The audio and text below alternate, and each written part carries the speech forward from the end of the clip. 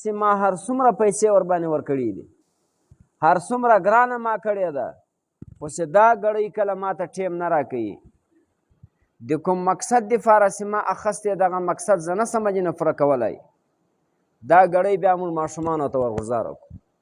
دا ماشوم یې د ځمکې نه ولي، د ډبرې سره یې ولي، دا ټوکر کي.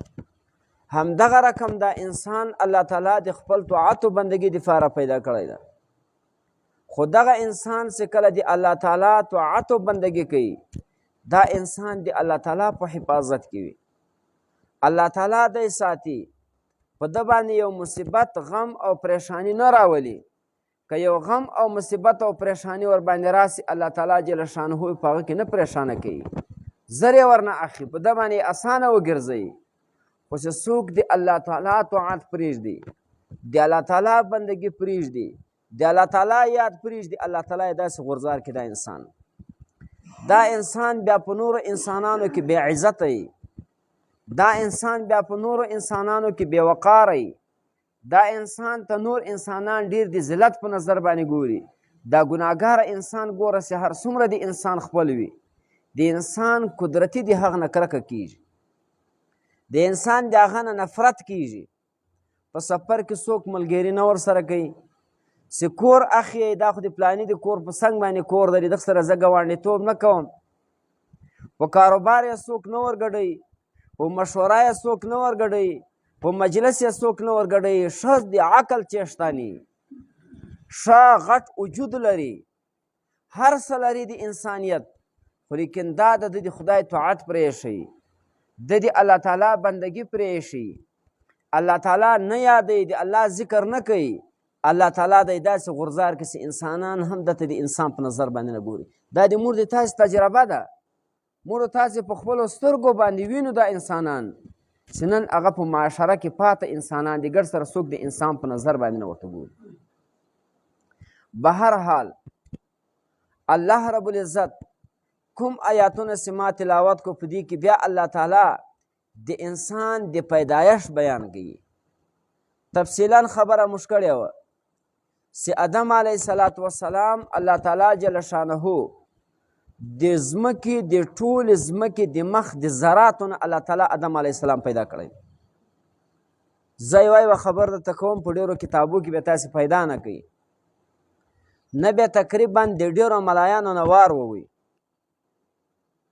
او زه تفصیل ته ځم نه ځکه وخت ډېر کم وي. الله رب العزت چې دا ځمکه او دا اسمانونه او دا انسان او دا کائنات پیدا کړي دی، په 14 ورځې کې پیدا کړي دي. اوس د الله دا په قدرت باندې پوره و چې په 1 سکنډ کې دا ټوله دنیا پیدا کړې وه. 14 ورځې الله تعالی جل شانه ولې په دې باندې ولګولې؟ انسان ته دا تعلیم ورکوي چې انسانه په کار کې به ته عاجلت نه کوې، په کار کې به ته تعجیله نه کوې. بس نن طالب سوی سبا ذاتی دی زه قاضي یم ملا دیم، نن طالب سوی بس ذاتی په دا طالبي کې زه د علاقې یو لوی عالم یم. د 1500 کلو په عمر باندې د 200 کورو ملکي د زړه غواړي، سرداري د زړه غواړي. داسې نه ده، سوکا به قدم اخی او هغه څه الله تعالی تا ته بیان کړي دي، نبی علیه السلام کوم تا ته بیان کړي دي، په هغه لاره باندې به سلوک کوي. د وخت سره به د الله تعالی د قوم مشر وګرځوي، په خلکو کې به د الله تعالی عزتمن او قدرمن وګرځوي، او په کوم مقصد چې ته لګیا یې، علم حاصله، الله تعالی جل شانه به اخیر د تا نه عالم جوړ کړي. بیا به داسې عالم یې چې هره مسئله به ته خلاصولی سي، چې په کتاب کې به تا ته مشکل نه راځي، چې مشکل درته راځي د هغه حل به ته زر کوې، ځکه تا به وخت ور باندې لګولی. که ته په 14 کاله کې ته فارغه سې بګړۍ وتړې، نو په 14 کاله کې به د موږ استادانو خالص صرف د عربي ګرامر هم نه وویلی، چې ملایان صاحبان هغه ته صرف و نحو یی، دا 2 فنه، دا هم دوی په دې 14 کاله کې نه ویل.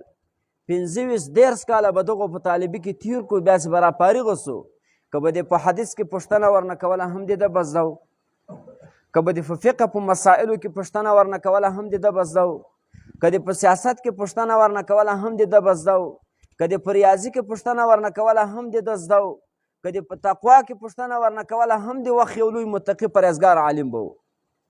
په 6 کاله کې خو سړی نه ولي جوړېدی سي، په 6 کاله کې خو نه سړی عالم جوړېدی سي، په 6 کاله کې خو نه سړی مفتي و قاضي جوړېدلی سي، بلکې هر یو کار هر څه چې په ژوند کې ته کوې دې ته به ته وخت ورکوې. الله تعالی دنیا په 6 ورځې کې پیدا کړې ده.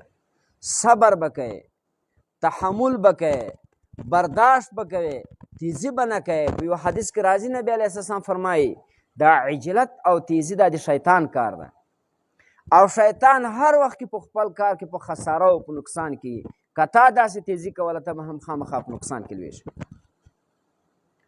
اوس ملایان صاحبانو ته خو الله تعالی علم ورکړی ده، هر ځای ته د دوی ور سوچ او د دوی ور فکر وي. اول چې دا د دنیا کار شروع کېدو الله دنیا پیدا کوله، عرش او فرش پیدا کوو، بحر او بر پیدا کوو، شجر او مدر الله تعالی پیدا کول، بلکې د دنیا دا ټول کائنات چې شروع سوی ده دا د اتوار د ورځې نه سوی ده. د هفتې په ورځ باندې کار نه ده سوی، د هفتې په ورځ به کار نه کوئ، د هفتې ورځ دا د کار نه ده، د اتوار د ورځې نه دا کار شروع سوی ده. د جمعرات په ورځ باندې الله تعالی ملائکه راغوښتي دي، د هغو سره یې مشوره کړې ده چې زه یو انسان پیدا کوم، خپل خلیفه پیدا کوم. ملایان صاحبان څومره ښایسته وجه بیانوي. کور جوړوي، یوه کمره جوړوي، یو بله آبادي جوړوي. آبادي د آبادي شروع دا د اتوار په ورځ باندې کوه. خټې راوړې یا سلې راوړې یا سیمټ راوړې یا بنیاد اچې د اتوار په ورځ باندې دې شروع کوه. ولې دا دنیا چې الله تعالی پیدا کړې ده یو خدا ده چې الدنیا مزرع الاخره، دا دنیا داسې ده چې دلته به ته تخم کرې د دغه محصولات دا په آخرت کې اخې.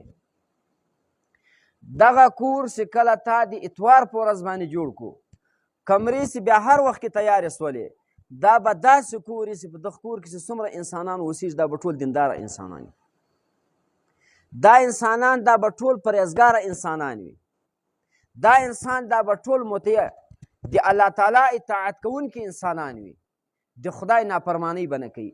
موږ خو د ملا نه پوښتنه نه کوو بس په کومه ورځ مزدور راوغوښت، بس انجینیر مو راوغوښت، نقشه یې راواچوله، بس په هغه ورځ باندې موږ د کور شروع کوو. نه، دوم دا ده په دنیا کې د انسان د ضرورت هر څه الله تعالی پیدا کړي دي.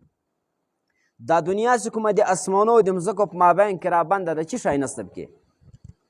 د دا اوس وخت ضرورت ښه خوراک په دنیا کې سته، ښه فل و فروټ دا په دنیا کې سته، ښه لباس دا په دنیا کې سته، ښه حسن دا په دنیا کې سته، ښه صحت دا په دنیا کې ده، ښه طاقت دا په دنیا کې ده، ښه خوږلت دا په دنیا کې ده، ښه هوا دا په دنیا کې ده، هر څه دا ټول هغه په دنیا کې دی.